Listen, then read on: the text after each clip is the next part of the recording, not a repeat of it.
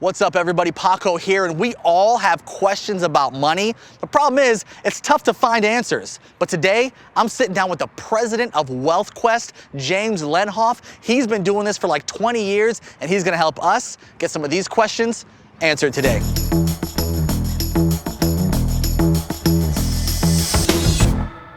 James, the most typical, most frequent thing that we get when we're talking about money with our parents, our grandparents, the internet, people, gurus, whatever, is just spend less. Like everyone's like, just spend less. Right. And everything will be solved. It'll fix everything with your money, right? Right. How do you actually do that? Yeah, if it was that easy, we wouldn't struggle with anything, right?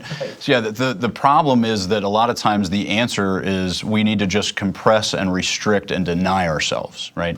And part of the reason we end up getting overextended is because we've started to spend without any level of intentionality. We're just spending in the moment, reacting to the emotions that we're feeling. We want to buy this thing to feel better, so we just spend money without a purpose and without any kind of plan. And what we really need to do is shift that and start to actually plan what we're spending and decide ahead of time the decisions we're going to make rather than in the moment. And what I see a lot of times with people is I'll ask them questions. What do you want? You know, as we're trying to figure out your future, what do you want? And they'll say things like, I don't want to run out of money, I don't want to worry, I don't want to feel pain. And I go, okay, all those statements start with I don't want. Yeah. What do you want? They don't know. They can't even grab that thought.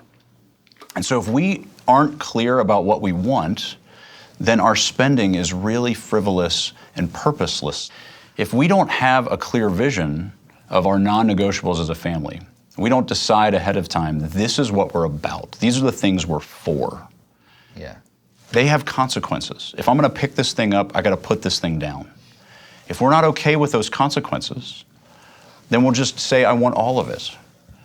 Yeah. And we'll end up overextended. So instead we say, this is what I want, which means I can't have this. Yeah. In fact, I don't even want this. And people end up then putting all the options on the table, all the things that they have, all the stuff they've accumulated. It's all optional. We can get rid of all of it. But we get to choose what we're going to pick up and make sure that those are the things we intentionally spend on. So it's about spending on what we want, right, and focusing on what we want, and that'll give us intentionality. Right. So what do you do with this like tension that a lot of us feel, right? Spending money on things versus spending money on experiences. That's like a wrestling point for a lot of families, right? Yeah. What do you do with that? Experiences are always worth more than things. And there's been a lot of behavioral finance research that's been done lately that's been really fascinating in understanding why. And it's super counterintuitive because things become less familiar, they fade. They're like vapor, they just disappear. We go and experience a vacation, we share this time together, and then it's gone. And we, as humans, tend to think that things would be worth more because we get to hold them, they're tactile, we can put them in our pocket. So you buy a new iPhone, and you're so excited for about a week because it does all these amazing things. You can turn yourself into a unicorn, whatever, right? There's these great features that a week later are just part of your phone. It's just this familiar thing that is not all that valuable to you anymore.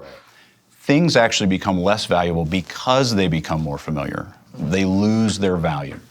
All the while, those experiences you had last year, the year before, the stories you can tell, the memories that you've made, they become what you cherish. They become more valuable over time.